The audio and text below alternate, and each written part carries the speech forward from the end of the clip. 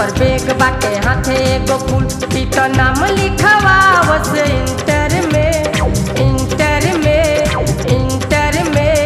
Lexi 5 हई खोजेली दोनों बगल के सेंटर में लेक्सी 5 हई खोजेली दोनों बगल के सेंटर में।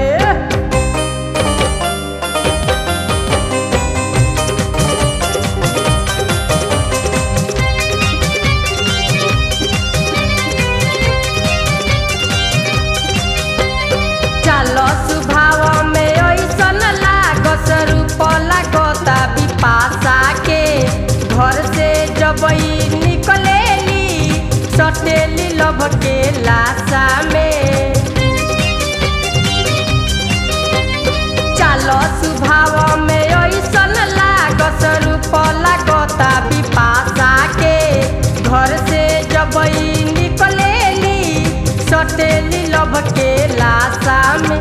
जैसन करतिया काम एक दिन होई एकर नाम जैसन करतिया काम एक दिन होई एकर नाम। एक दिन सबके लिए अपना टेंडर में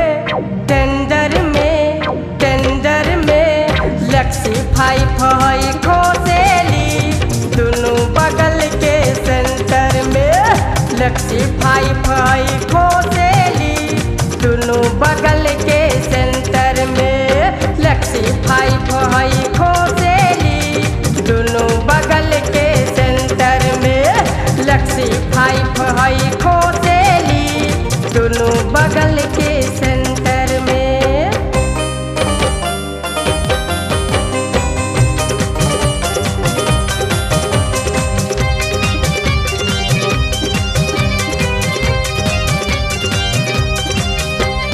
पढ़े लिखे में ऐसन बारी का कहीं तोरा से भाई हो पढ़े लिख के डॉक्टर बनी है इहे करेली बड़ाई हो।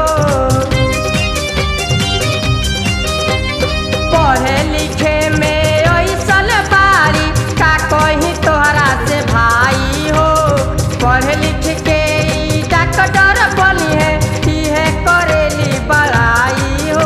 जैसन बियाई हसीन वैसन बाटे हो मशीन जैसन बियाई हसीन वैसन बाटे हो मशीन। एक दिन के सीट हुरे बोन के चेंजर